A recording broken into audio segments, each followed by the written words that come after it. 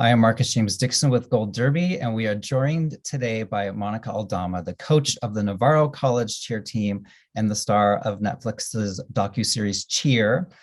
Before we talk about the new season, can you tell us a little bit about how your life has changed over the past 2 years? Because this show is a worldwide phenomenon. Yes, so we had no idea when we were filming this that it would be so big, because it is cheerleading. So cheerleading does have a stereotype, but so we weren't really prepared for what was to come. Our life kind of went from 0 to 100 really fast.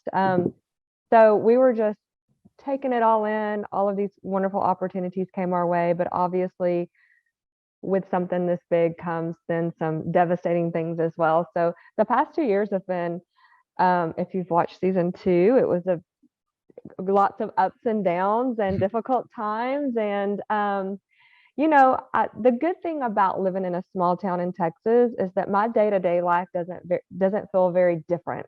I still feel very normal and the same, and I still get up every day and go to Navarro College and coach.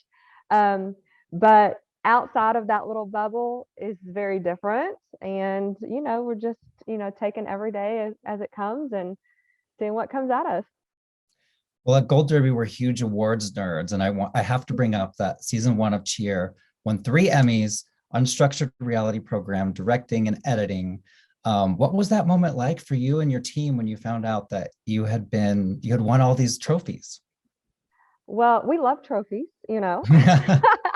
Um, I mean, I think the thing about a trophy, it's never about, the medal or the actual the trophy that you get. It's about the acknowledgement of all the wonderful things that you've done. So obviously it's a great feeling. That's what we do in cheerleading. We put our bodies through a lot of, you know, um, high intensity stuff. We dedicate a lot of our time for that. And it's not for some trophy, it's for that feeling of success and being able to accomplish something. So we were very grateful for those Emmy nominations and those wins. And I thought it was just a great way of, um, honoring the work that was put into it on the other side, the team that actually edited the show and the creativity. And they just told our story so well. I was just so grateful to have them.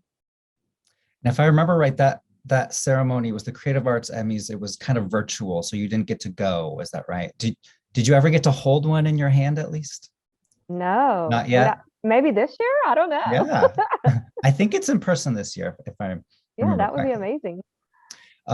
Well, in between the first and second seasons, there was the scandal regarding one of the students, Jerry. I'm curious, was there ever a discussion about whether the show should address the controversy, which you did, or was there a discussion maybe just forge ahead and just focus on the cheer team?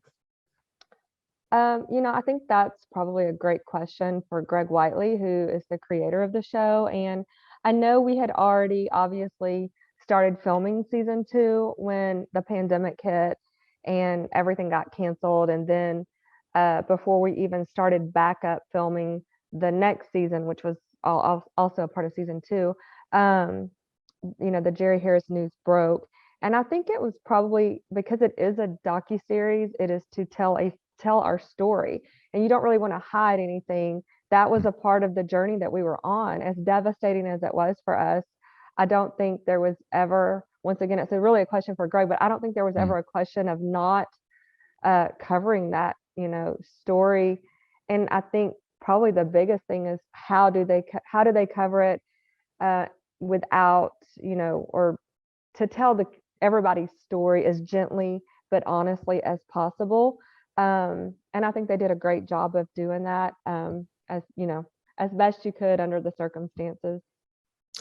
You mentioned COVID, and in the fourth episode, we see how COVID impacted you guys in 2020, the cancellation of the tournament in Daytona. Um, that was 2 years ago. Looking back at that moment, would you say that was like one of the most disappointing moments you've ever had as a coach to have that canceled? Of course, I mean, we were so close to actually going. We were only a few weeks out, and we were in a whirlwind. The show had come out, and we suddenly had all this attention put on us, and all these people wanting to do interviews and stuff. So there was a lot of speculation in the media that, we weren't going to be focused, that we weren't going to win because we were distracted with doing interviews and stuff.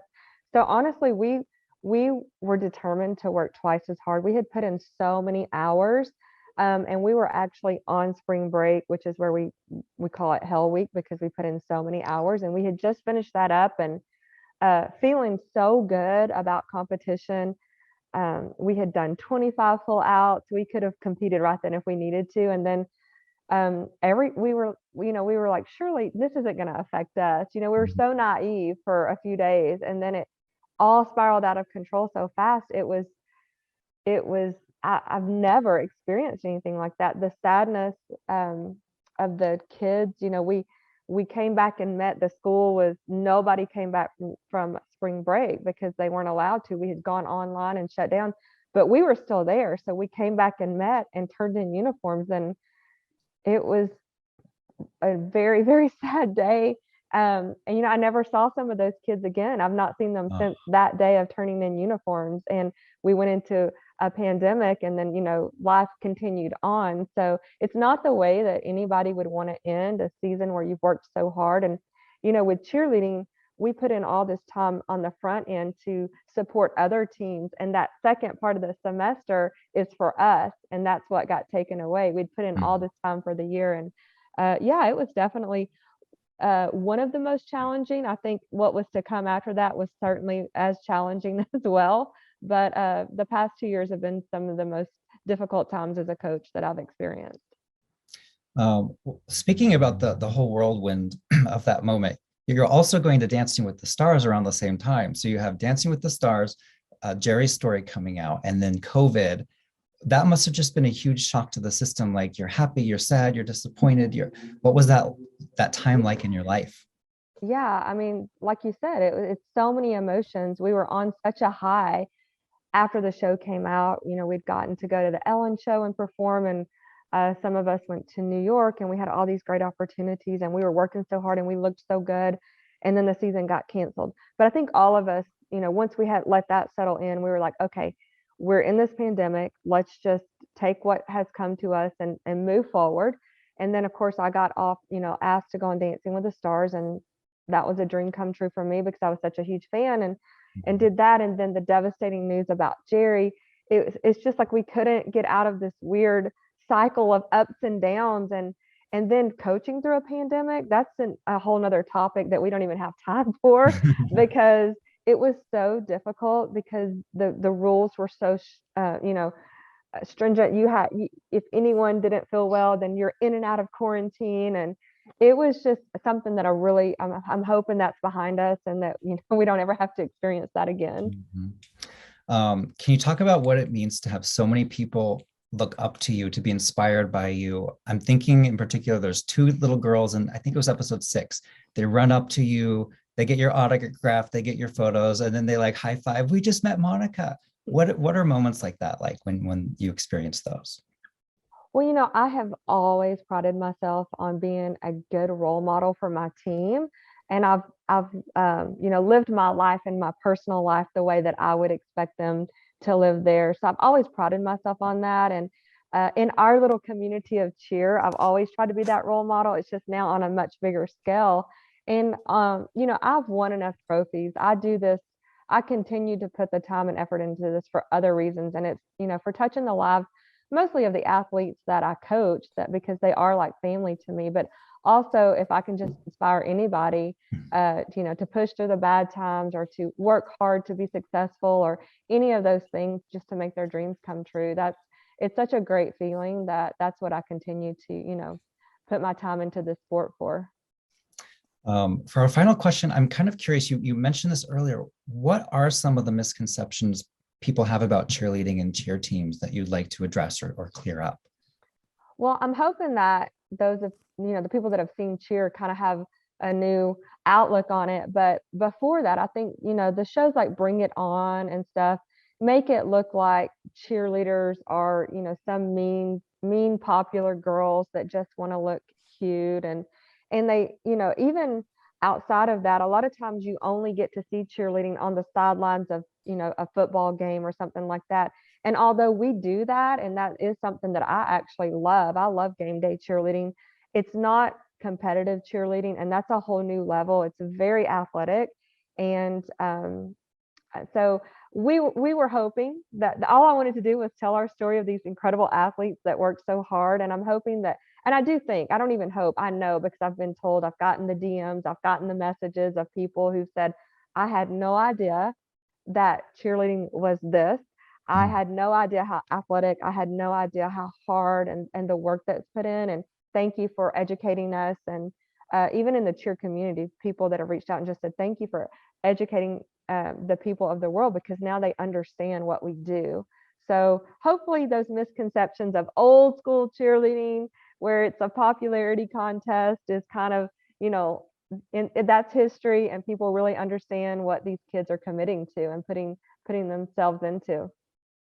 Awesome. Thank you so much, Monica. We will see you in a little bit in the big group panel session. Thank you.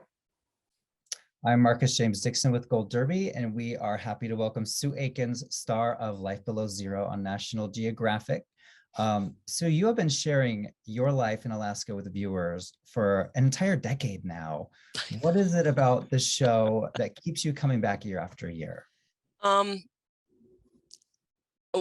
Well, depending on how you look at that, keeps me coming back year after year. Well, I'm still alive. I'm still here. They filmed my life. So by virtue of that, I'm going to be here as long as I can. Why people keep tuning in? I think maybe there's a dynamic there. People have their own lives, they have their own routines, they live by the laws, there's a very social structure. And then all of a sudden here comes this wild child that, when we started, I smoked stogies, lots of cigarettes. When they asked me about being on the show, I'm like, hey, I wear 501s, V-neck t-shirts. I swear a lot, and I kick things. Don't try to change me. That won't work out good for either of us. But it's like people that romanticize the Wild West. There's something about, holy cow, did you see what she did? Oh my gosh, her butt grew the size of Texas this year. Will she lose the weight? Won't she? It's touching something that people want to do. There's not that much wild wilderness left. And here comes a grandma that just won't stop. But there's variety. There are several of us. And even for myself, if I stop this long enough to use this and this, I learn something from everybody. So, and you can apply it however you want. I spew little tidbits of my personal wisdom all of the time, because that's how I think. And I think in a very social, set parameter world that's so far outside the box, it has to be appealing. I saw a photo of you holding a gun in one hand and an Emmy Award in the other hand. And I'm like, yes. I love this photo. I just want to tell people at home, this show has won 7 Emmys through the years, including 2 last year. You're still winning trophies. What does it mean to be part of a show that has this huge viewer base and the TV Academy wins as well?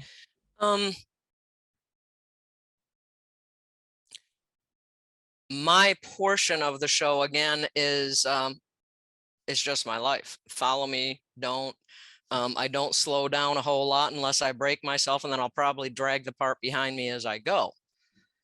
And the awards really touch the men, the women, the background people you never see. It takes more than a village of these people to create what you're seeing. The cameramen, there's only 4 people on a crew. They're trying not to crowd us out. They've been asked several times, what's the most dangerous creature you've come across? Is it bears? And I'm like, dude, it's us. We're out there because we're not all there. You don't know. We don't even know what our triggers are, and you may overstep some boundary, and suddenly it's not the bear we're after. I turn and I'm like, what? But they deal with it with such grace. We've learned together over a decade. I've seen some of these people meet their mates, get married, have kids, become fur moms and dads, buy homes, and there's a familiarity there. And that's breeding this whole, I think it's a direction we're taking where you're getting a deeper level of who we are. You know, at first it's just, you know, smoking the stogie, spitting, kicking something. If that doesn't work, bust out the sledgehammer. And now you almost become friends with these people and you care about the people watching. And there's this symbiotic relationship that's developing. The awards, Susan personally doesn't get to take one home and stick it on the shelf. Although they sent one, said, "Can we get a picture with you holding it?" And I'm like, "Yeah," you know, and I put the pistol up and everything. But it recognizes these people. There's 100 to 200 hours of film per episode that gets cut down to 12 to 15 minutes and yet still tells the story. And that's a little bit of magic. And this season, one of the storylines was Cluck University. You built a chicken coop. I absolutely loved it. My cousins have chickens and it made me think of home. Did they ever start making eggs? Because I don't Oh, remember. yeah, I'm getting 3 dozen eggs a day now. I had to incorporate 2 gentlemen into the herd because I just do. It's supposed to be, for me, and it is a food source. Since COVID and during, Alaska depends so greatly on flying things in, trucking them in, barging them in, and suddenly everything dried up. Now, I can't go hunt and feed clients. In order for me to be on the North Slope, there's the camp. I have to have clients. You don't see many of them. They're there for their own reasons, and they're not here wanting cameras up, you know, their grill. But the chickens are another food source. Well, it's going to be a very finite food source if I don't get a couple new layers every so often, or maybe there's one hen that says, "I can't do it anymore." And I'm like, "That's okay, chicken and dumplings. We'll just get you taken care of." But no, I've got 2 gentlemen, and the little brown chickens that are supposed to be so great, they're from Canada, and they are. I haven't lost any yet. And we got down to 84 below zero and then went colder. And it has been a challenge to keep them warm. I had to move them one time because I just couldn't keep their tents warm. But so far, the foxes are more interested in ptarmigan than chickens. And but yeah, Cluck U, they had to smarten up real quick. In this season, you said a quote, "I don't think I'd be happy living a lifestyle where it was all too easy." Why do you want the hunt? Why do you want the resourcefulness? It just seems like so much work to me. Well, it is, but it's part of my nature. I think in pictures, I think in photographs. If I can't take a situation and make a complete photograph out of it, I just it's like falling into the black hole. I'm challenge driven. If you tell me, and none of my spouses figured this out, you know, I couldn't believe that, but sorry, somebody's opening a garage door and I'm hearing it. I'm challenge driven. Anything that's too easy, if it's handed to you, there's no challenge. There's no fight for it. It's like a fish. Why do they pull on the reel instead of saying, "You got me, just eat me"? It's in their nature. And there's another situation that happens. You won't see it till the next season, but it gets really actually pretty dicey and dangerous. And I have to figure a situation out. And I go back to saying, you know, humans supposedly are reasoning creatures. We're supposed to be able to reason right from wrong, good from bad, but we have a thought process. Animals are instinctual. Don't put a human emotion onto a bear. They're not looking at you going, a little more padding. I'll be back in a month. Wait till you have the crew with you. And maybe over all of the years and my unique upbringing, there's a little more instinct than there is the reasoning. If you hit my switches, if you flip my triggers, like I said, then it's like, oh, really? Game on. Run. Well, Sue, it's been an absolute pleasure talking to you today. Thank you so much. And we will Thank see you. in a little bit in the big group panel coming up. Thank you so much. I'm Marcus James Dixon with Gold Derby, and we are joined today on our reality panel by Nneka Onuorah, director of Lizzo's Watch Out for the Big Grrrls on Prime Video. Nneka, let's start at the very beginning. How did you originally meet Lizzo? And how did you get attached to this competition that searches for her next group of big girl dancers? It's so funny, like the universe is interesting to me because I actually have been introduced to Lizzo in different ways. One time I was asked to do a documentary on Lizzo, and then that kind of fell through. I had friends who used to dance for her, and we were trying to collaborate on something and it fell through. And this time in particular, Maya Coy and Micaiah Green, who worked with Macro Studios previously, was working on this project through Lizzo Bangers. And they were like, Nneka, we think you would be the perfect person to do this Lizzo project. And they actually introduced me to Lizzo because I used to be a dancer. And I, lived as a plus size dancer and worked as a plus size dancer before I started directing. And they were like, this would be so hot for you. And I typically do lots of stories that are about underrepresented communities that have to do with movement and freedom and fun.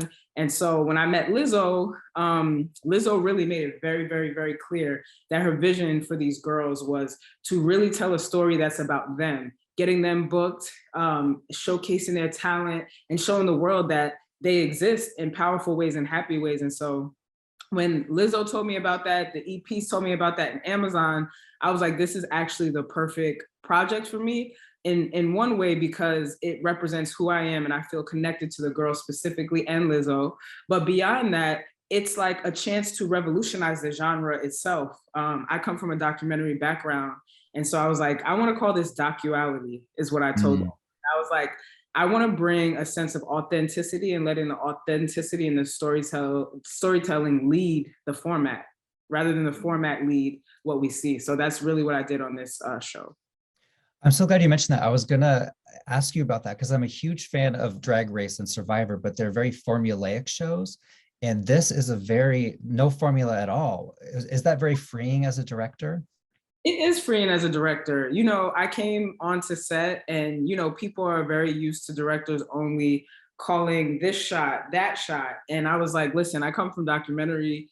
In order for the audience to connect to these women in this competition, we have to know them. We have to tell a story through their body, through their clothes, what color what clothes they wear. We have to spend time with them. I would leave set and go sit with them and how are you? Where do you come from? We talked, we exchanged information. And that connection to me between the people who are behind the camera and in front of the camera is very essential for the connection of the audience. And I think that as a director and as a documentarian first, I was like, I can bring that flavor to this. And so it was freeing. And everybody was like watching me. Like I told my camera guys who are used to like standing in one spot, I said, hey, we're getting in there. This is dancing. I want to break that idea of just looking at, a group of dancers as if we're just staring, if we're separated from them, let's bring it and make it more intimate. So like, let's switch these to prime lenses. Why don't you move from there and get very, very close? Like the prime lenses require you to get close. So I wanted that intimate feel. I told them to romanticize curves in the body. A lot of people would see specific body image things and like, oh, don't show that. Like, that's a roll or the stomach looks too big. I was like, no, that's beauty. That's powerful. Like, let's go in, let's lean into those things. And so it was very freeing as a director. And I think I also freed a lot of people who are like, union workers who are typically like shot, turn, pivot, this, that, and the third. But like, how do we use our creative eye, the story, and let it lead us into a space that the story feels real. And it feels like when people are at home during the pandemic and all these times, they just want to connect. At the end of the day, that's all we want to do. And so I think that the show created that connection and that joy while still giving you that competition vibe that you love on other shows as well. In the third episode, you actually appear in the music video challenge. You're getting your hands on with the girls. You're stepping in front of the camera. What was that like collaborating with them? It was beautiful to collaborate the girls because honestly, that collaboration on episode 3 was my very first introduction to the girls, like on a more deep level. Beyond casting, saying, hello, this is what we're doing.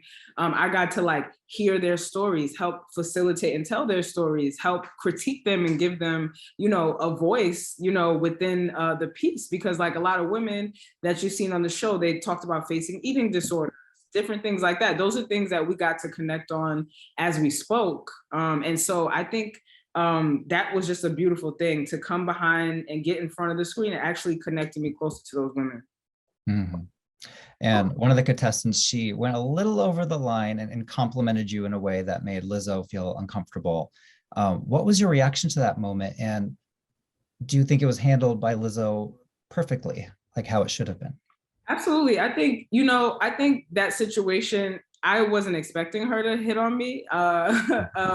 She asked for my consent first, which was a rule in the house that makes sure you ask for consent on certain things. And I think Lizzo handled it well. At the end of the day, when you're in a professional environment, it requires you to be professional and focus on work, not like your personal, you know, things like. And I think it's important for them to understand, like, because we're not giving a soft hand on these girls. These girls had to technically dance. They really had to know how to compete and dance and to get in the workforce. And because Lizzo's whole, you know, MO was that these girls need to be hired, you know, and some of these girls since the show have gotten signed to agencies, like block agencies, commercial agencies, dance agencies that you never see. And so it's important to arm them with the right information. So I definitely think she handled it well. My favorite part of the show is the awards. She gives out 100% that bitch award. She gives out the juice award, and it really helps accentuate the positivity of the show and the camaraderie of the girls. Can you talk about that aspect of the show?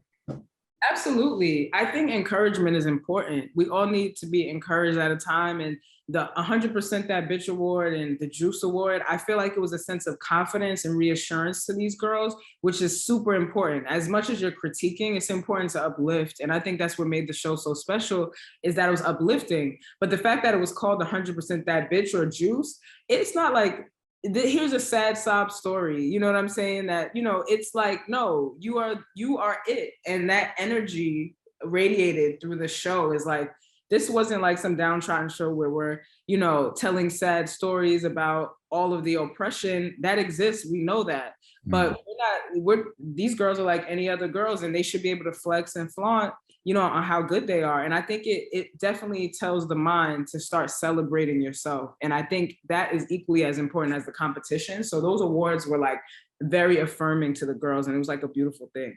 Mm-hmm. When the Bonnaroo Festival got canceled, not because of COVID, but because of a hurricane, what was the reaction like behind the scenes? Like, how big of a disappointment was that for you as the director and the production team? Oh, it was really disappointing for us because we were just about to leave, and then everything changed, like, I don't know, probably like a day before. It was interesting because we had already planned and we knew that Bonnaroo was getting canceled, and we had found a solution. So we made sure we had the solution when we told the girls. So we kind of faked them out a little bit. We basically canceled, got their reactions, and it was like, nah, but we're going here. And I think they got immediately excited and happy that it wasn't canceled. But their emotions were genuinely disappointed at first. These girls are, I mean, you've never seen an energy like this. If you were to meet these girls in person, they scream, they hug, you feel like you've known them your whole life. And it's just so positive and empowering. And so they were disappointed, but they got right back turned up, got their bags. Some of them had shades on when they were walking out that scene. I said, oh, you guys are superstars now. Like, this is a whole different flow and energy. So it was exciting to see that they had, you know, indeed transformed at that point. A final question for you. After that final performance in Minnesota, Lizzo made her final cuts. You know, I was heartbroken as a viewer. I have to imagine you guys were heartbroken to see some of these people, you know, leave the show. What was that moment like? Seeing people leave the show was devastating. It was heartbreaking at times because you want everybody to win, but life doesn't work that way. And so much of us behind the scenes, especially the Black women behind the scenes, were making sure we fought. You know what I'm saying? Like, we don't want to add unnecessary stakes to this.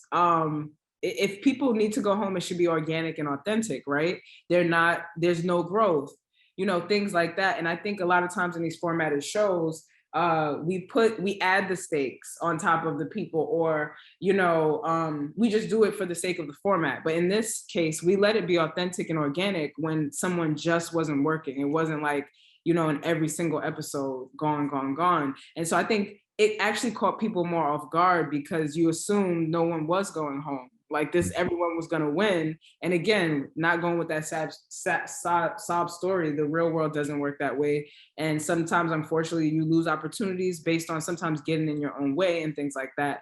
And so I feel like it was sad, because the things that are most sad are the things that are unexpected. And so I think that's what made it kind of devastating. And the girls were crying for hours. The next day we had to like check on them. We always had people on set, therapists and things like that, to take care of them, check on them, make sure their mental health was okay. And it was just, I was like, wow, this is sad. But, the girls cheered up afterward. And, as you can see, they all hang out together now on social media and things like that. So it was all good. Well, Nneka, thank you for talking to us. We'll see you at the group panel at the end. No problem. Hi, I'm Marcus James Dixon with Gold Derby, and we are here today with Paris Hilton, executive producer and star of Paris in Love on Peacock.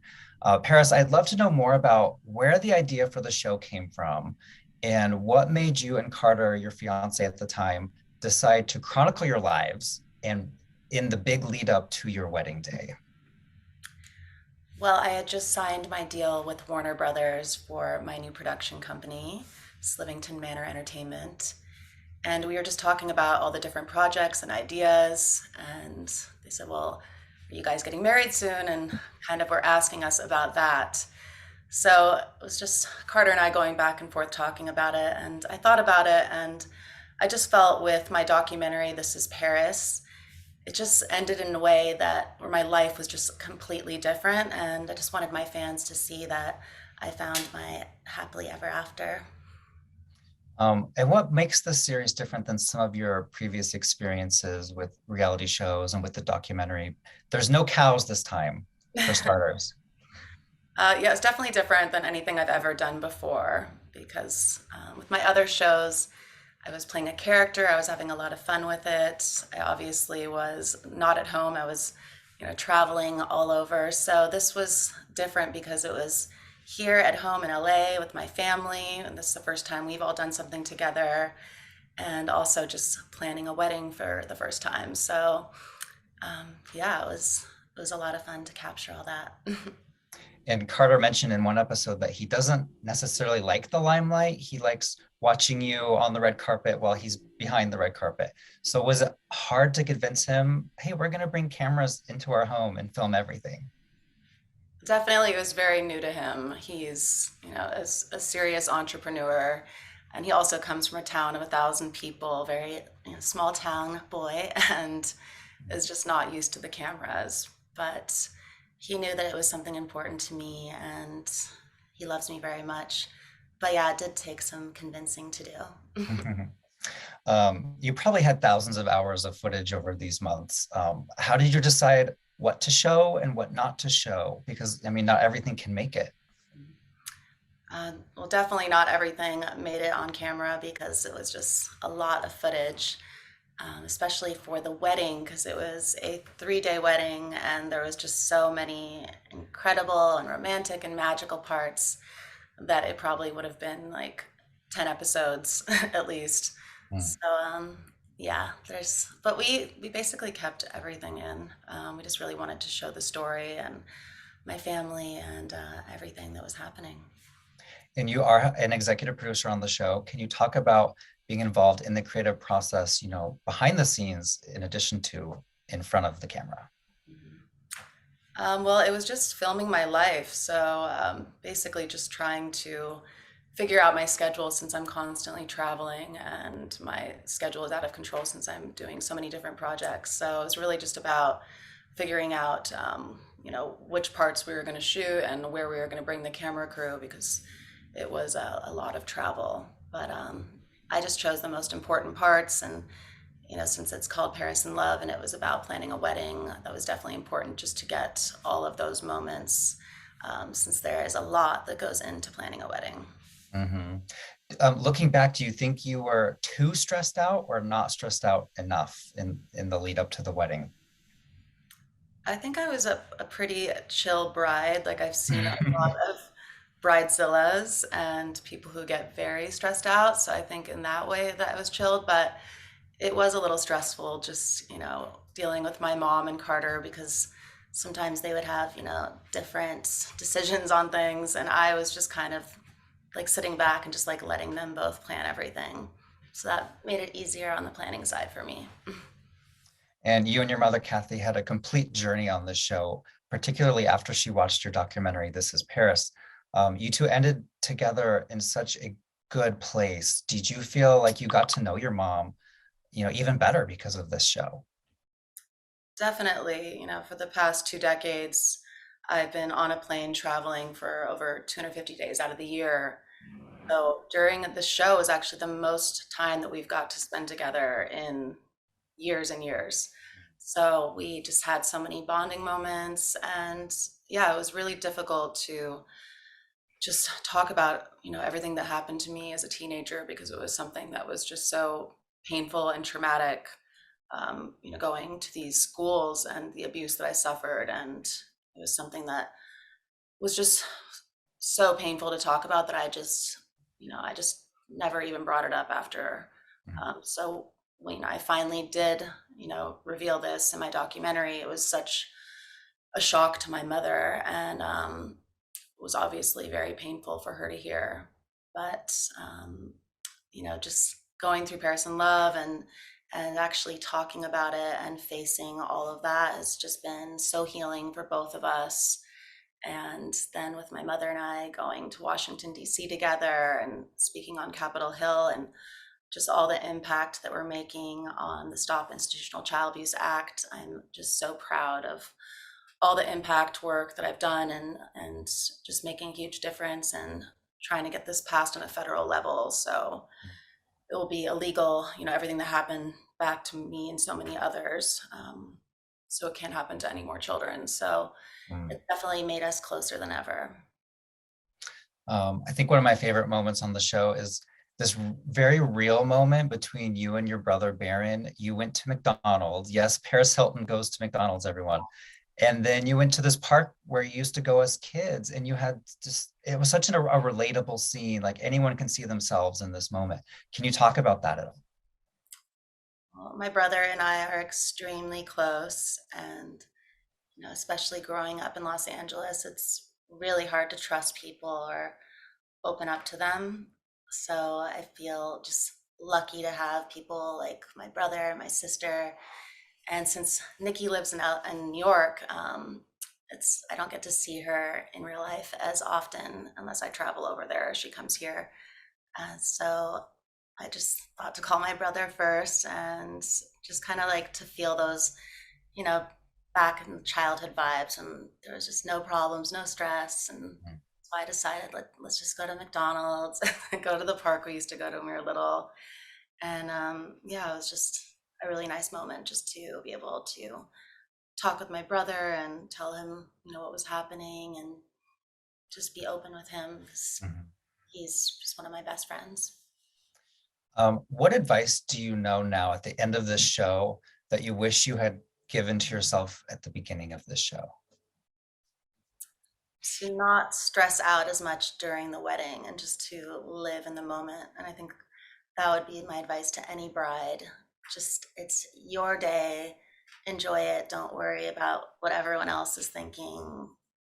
Everyone's there for you. And I don't know, I felt like those 3 days were just, everything was happening so fast. And I would have just kind of like sat back and actually like enjoyed it more. Like I loved it. It was incredible, but also just thinking about just all the things that I was stressing about, which I shouldn't have, because it ended up being a magical fairy tale that I don't dream of anymore. Well, final question. When you do look back at the wedding, now that we're several months, away from it, what sticks out the most? Is it the actual ceremony, or is it the neon carnival, which I loved, by the way, or was it the reception? Is there one moment that you just go, oh, I'll never forget this specific thing? just so many incredible moments. Something very special to me was getting to have my wedding at my grandfather's old estate, because when he passed away a few years ago, obviously that was so heartbreaking, but also just ever since I was a little girl, it was always my dream to get married there. So, when we lost him, I was like, I'm never going to be able to do that now. So I was just so grateful that when my friends who purchased the new house offered for us to do our wedding there, that was just so special.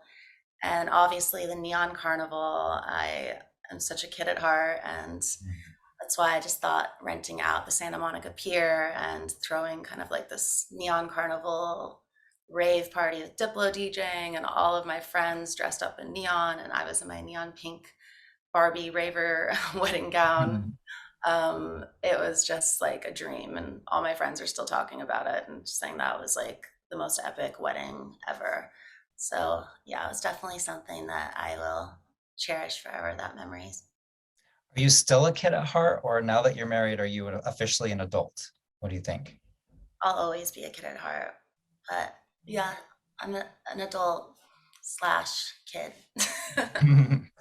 Well, Paris, thank you so much for chatting with us. We'll see you at the end at the panel. Thank you, Bill.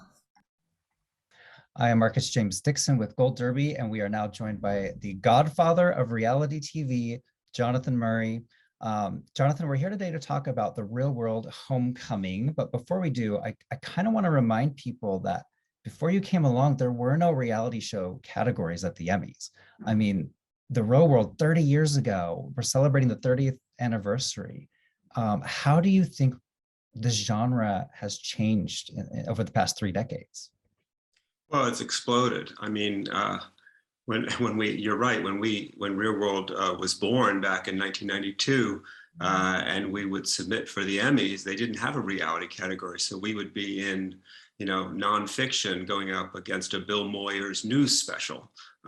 So it was many years before they got the competition category, and then the reality category, which now has been divided into structured and unstructured. Yeah, I mean, before us, this idea of casting people and putting them together to learn something hadn't been done. We'd had documentaries where we just follow 7 people who are already friends, but no one had had this idea of putting people together to see what would happen. And the New Orleans season of Homecoming is streaming right now on Paramount Plus. It reunites the cast from the 2000 season. And first of all of the former cast you could have brought back, what was it about this New Orleans group? They're a special group, aren't they? Yeah, they are. We had done a Homecoming with the New York cast and with the LA cast. And then it was like people say, well, why jump ahead to New Orleans? Well, New Orleans, it was 2000, and that cast just, they hit on some issues that are so relevant today. And we knew that we could get all 7 of them to come. That we just thought there was a real opportunity. Plus, there was some unfinished business between them. So we felt that there was going to be a really powerful story that would take place. And that powerful story would happen within a group of friends who really do consider themselves family with each other. So yes, they might, explode a little, but they were going to come back together because there was something solid between them. So none of them took extra coaxing to come on board. They were all like, yes, 100% I'm in. Yeah, I mean, I think they had the benefit of seeing what we did with New York particularly, and they saw that this was an interesting opportunity for them to really work with us to sort of tell their stories of how that initial experience had affected them, and what things had happened to them since then. So I think they felt comfortable seeing what they saw with the New York season. And then our producer, James Knox, and Kevin Lee really spent a lot of time with them, sort of finding out what they wanted to explore. And I think they felt that they could come into a very safe space to have this homecoming. Hmm. I absolutely love the juxtaposition of the current story merged with old footage. And then there's also a lot of deleted scenes that didn't make it on the show, 22 years ago. Can you talk about the process of going back into the old archives and finding all of these old fun clips to use? Yeah, well, it takes time, believe me. There's a lot of tapes, and I don't think we notated them as well as we should have back then. So there's a lot of surfing through to find things. But and then some things seem to have more relevance now. Uh, Melissa, particularly, there were a couple of times she used the phrase white privilege back then, and I think it just sort of went by us, and I don't even think we included it in the initial show. And so that when we went back and we were talking about some of these issues that had come up back then and how we felt about them today, there was an opportunity to take a second look and see, well, maybe we missed some things. Maybe we didn't get it as producers. So interesting. And going in, when you have a house full of 40-year-olds as opposed to 20-year-olds, you probably assume you're not going to get as much drama, but that isn't really the case with New Orleans, because I am watching these episodes like, I cannot believe this is happening. They're bringing the fun, they're bringing the drama every episode. Yeah, well, again, we knew there was definitely some unresolved issues. So we had a pretty good idea that when Julie walked in, Melissa and Danny were going to be like, oh no, you don't just get to hug me right away. We got some stuff to talk about. And so, and then we knew that David Broom, who now goes by Tokyo, he was a new man. I mean, he was someone who had clearly grown and changed, and maybe we were seeing some of who he originally was, but didn't show us. So there was a lot to explore, and I have to give the cast tremendous credit for being so open and not editing themselves, and just trusting the process. Again, we helped build this with them because we talked to them, well, what things do you want to explore? And so we do these little tape montages of key scenes or key moments, or sometimes previously unseen material. But they know that stuff is coming, and so they're prepared to sort of talk about it. And one of the real life topics brought up this season is don't ask, don't tell. And viewers are instantly reminded just how much of a trailblazer the Real World and Danny Roberts actually were. Can you talk about that aspect at all? Sure. When we recorded the original Real World New Orleans, if you were in the armed forces, you could not reveal that you were gay. And if you did, you would be summarily dismissed. And between the time we cast Danny and when he showed up, he had fallen for a young man, Paul, who was in the military. And so when Paul came to visit Danny, we would have to blur his face, because if it was known who he was, he would have been kicked out of the military. And it was interesting because what viewers didn't know is that after the show, Danny and Paul just felt this pressure to stay together, even though their relationship was starting to deteriorate. And they probably stayed together longer than they would have normally. And then there was just also so much pressure on them because Don't Ask, Don't Tell hadn't ended after we stopped filming. So when they would grocery shop together, they would be concerned that Paul could be outed.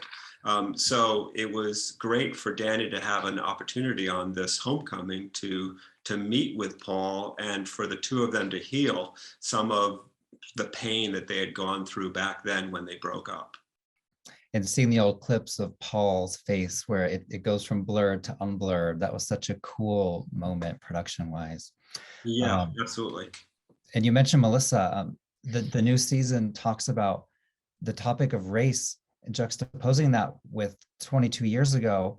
And some of the things she's saying are absolutely just as relevant to today. It's mind-blowing to watch. Yeah, and she really made us as producers think about things like, the idea that we would sometimes put a young white person in who didn't have a lot of experience, and in a way we were putting them in the position, Melissa or Tokyo, of having to teach, and that's a lot of pressure. So this was a great experience for all of us to sort of look at the way we made that show. I mean, there was a lot of good that we did with it, but we weren't perfect. And this was an opportunity for us to sort of set back and let the cast sort of wake us up a little bit to ways we could be better producers. So, and we were able to make an incredibly entertaining show at the same time. Well, final question, the finale is a couple weeks away, I believe. Is there anything you can tease about what we're going to see this season? And do you have any news about a future season at all? This New Orleans season, it just doesn't stop. Right up into the last episode, there is something in the last episode that really completely surprised us and something we weren't prepared for. So stay tuned. It just keeps building. And no, we haven't explored what season we'll do next if we get a chance to do one. But we definitely have a small list that we can quickly pull out of the drawer when Paramount Plus is ready to make another season. Well, thank you so much, Jonathan. Thank you. I'm Marcus James Dixon with Gold Derby, and we want to welcome our entire reality TV panel that includes Nneka Aldama for Cheer, Sue Aikens for Life Below Zero, Nneka Onuorah for Lizzo's Watch Out for the Big Grrrls, Paris Hilton for Paris in Love, and Jonathan Murray for The Real World Homecoming. And I have to start by mentioning, for all the reality fans out there, we do have a mini reunion on the panel because Paris and Jonathan worked together on the blockbuster show The Simple Life back in 2003. I remember it very vividly. Can you believe, you guys, that was 20 years ago? I can't believe it. Paris was so young, and and watching everything she's accomplished. I've got to say, Paris, I apologize. I underestimated you. You are a force, and I'm just so impressed with all that you've been able to accomplish, and the young woman that you've become. Thank you. And as I tell everyone, I'm not a dumb blonde. I'm just very good at pretending to be one. I know. I've watched you on your cooking show. Yes.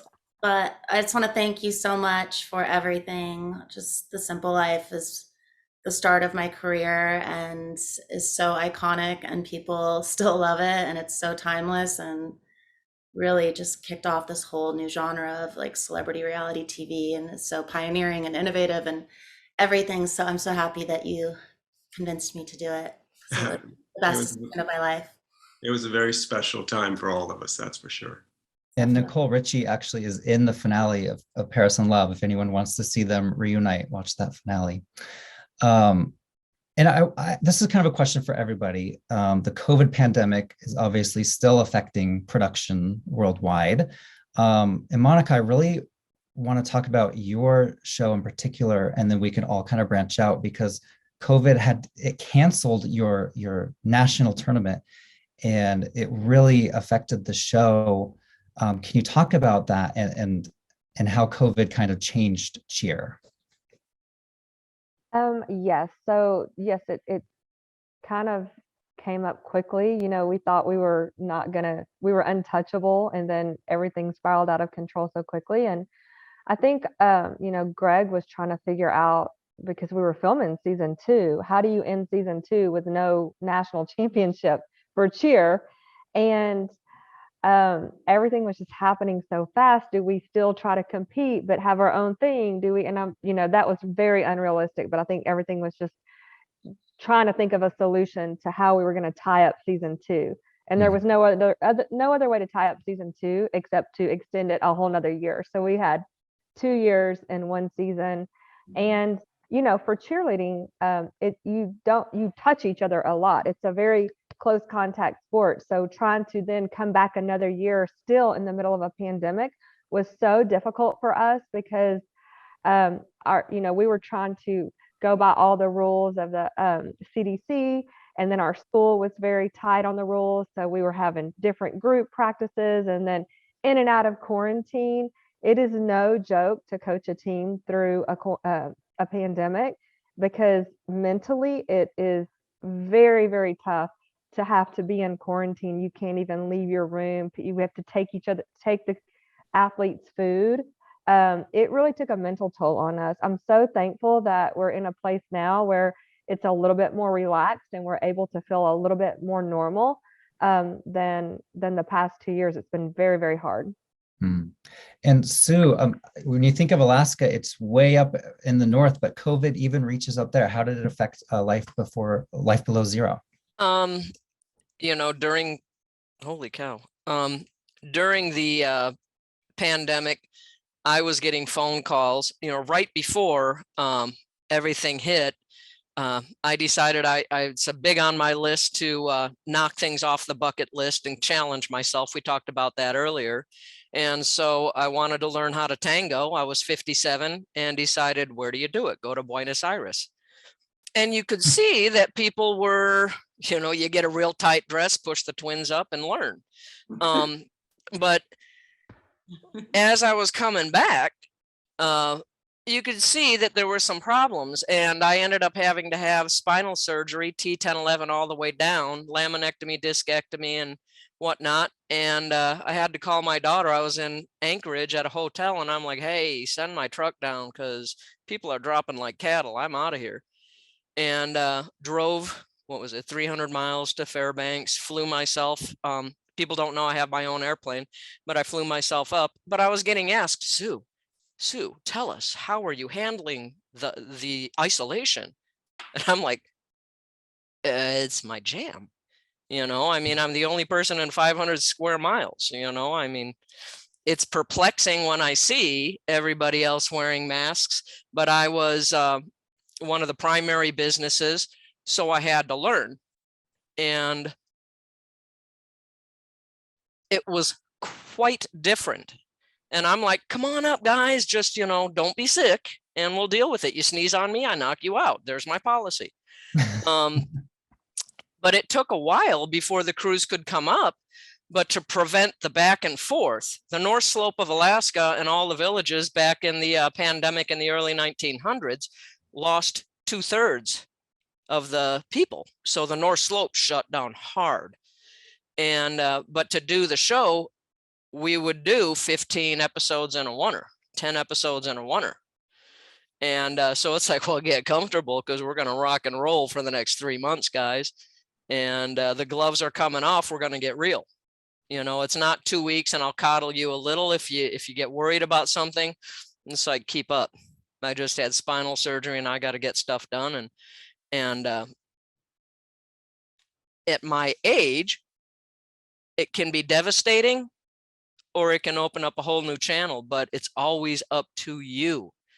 Do you pick up that Gucci baggage? It's expensive and heavy. Do you take that with you and burden yourself through life, or set it down, say thanks a lot, I'll pick something up further down the road? So it was interesting, but we chose to handle it when they could get all good. I shut everything down in camp other than fuel sales, and away we went for almost the entire season. And Nneka, what about your show? How did you guys deal with COVID? I think we were more of a solution to COVID. I feel like for the pandemic, people were really craving connection. They were craving company. And then the fact that we've been sitting on couches and not really able to move and express ourselves. I feel like Lizzo's Watch Out for the Big Grrrls was an opportunity to connect, to dance. People would follow along and dance at home.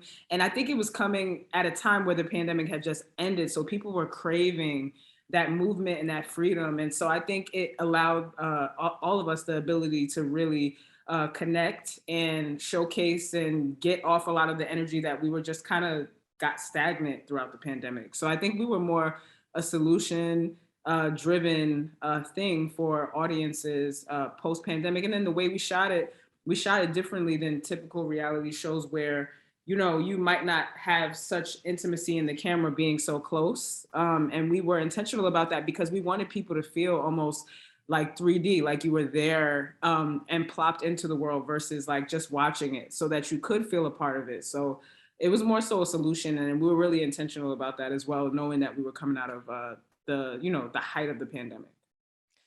In Paris, if I can interject real quick. my kids are grown. I'm kicking 60 in the head, but my daughter is almost 40. And I mean, Lizzo is just an idol to her. She's got MS. Her body shape has morphed, remorphed, and she's a big gal. And I've always been, no, you're not just big. Don't, you're beautiful. You're powerful. Level up.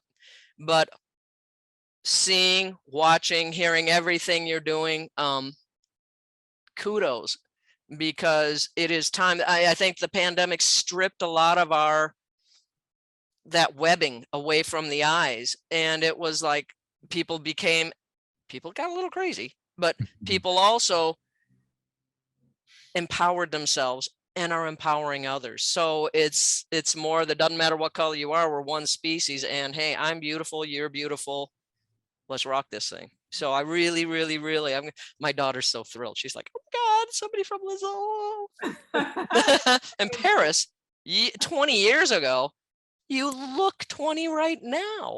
Thank you. Yeah, you're beautiful, and congratulations. How fun a wedding. Thank you. Paris, were you worried that the wedding wouldn't happen because of COVID? Was that ever like a serious problem? Yeah, definitely. Just things were changing every day, like with the mask situation, and then having, how many people were allowed in a certain room. So that was definitely really difficult, because in the beginning I wanted to get married in the church, but then they said that everyone would have to wear masks inside there. So it was just, I just didn't want for my wedding day with all of the photos for them to be ruined with like a bunch of people wearing masks. It just was not the vibe and not romantic at all. So I got very lucky that I got married on November 11th. And that was like a time like before like that new wave came in with the Omicron. So we had like good timing with that, where the rules were a lot less lax than before. But yeah, it was definitely a worry. And Jonathan, what about the real world? Homecoming, all 3 seasons have been shot during the pandemic.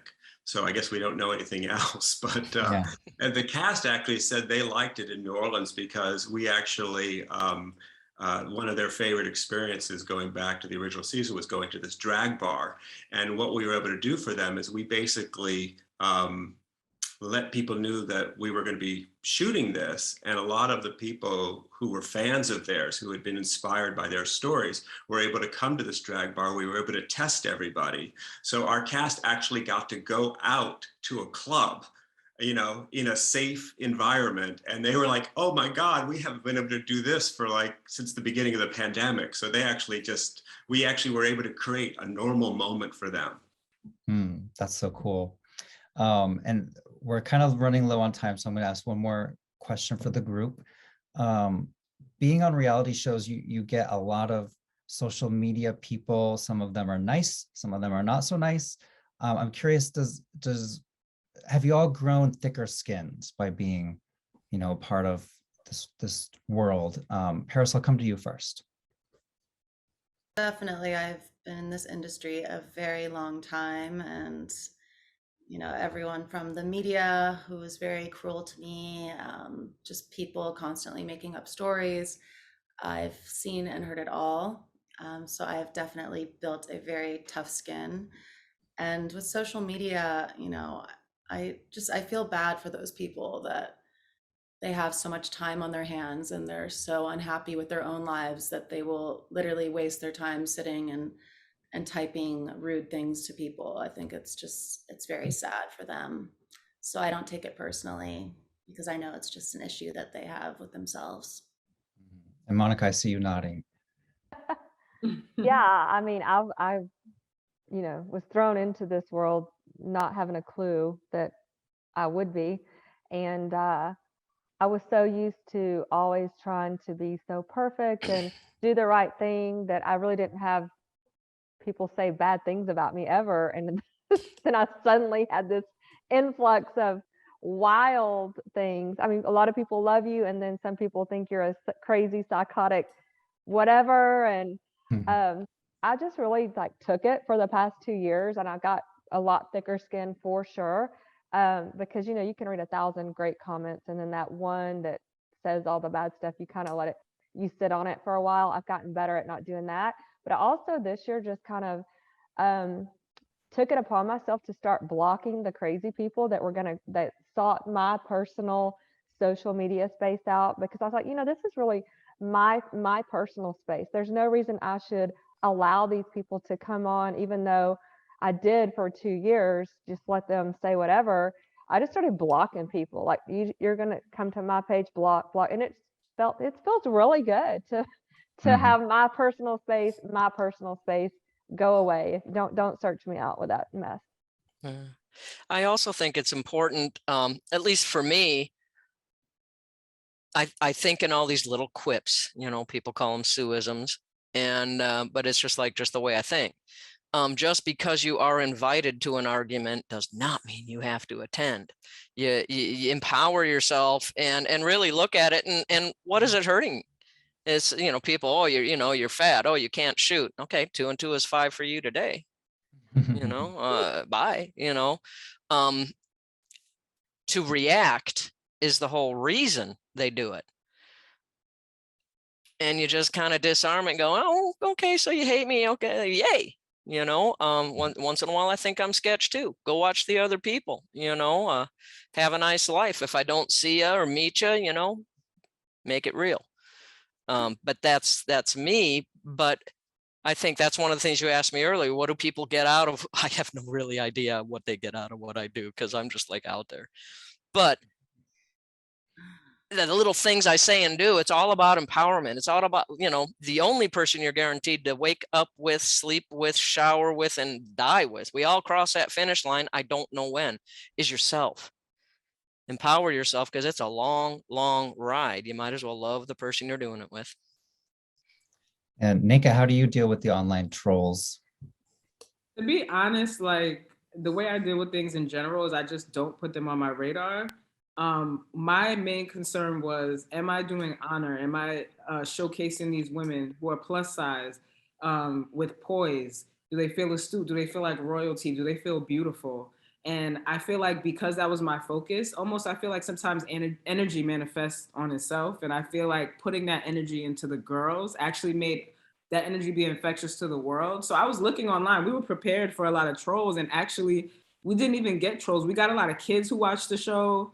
And, you know, kids can be really judgmental sometimes, but they almost didn't notice the size of the girls. They just saw amazing dancers. And I was very shocked by the lack of criticism. We almost anticipated, just because of the way the world was. So it just shows sometimes what you feed into is what you get, and your perception is your reality. So I chose to perceive success, beauty, and honoring them. That I was more concerned about, am I representing this group of women in the right way? And so I think that was my concern. Wherever anyone else had to say was not unimportant.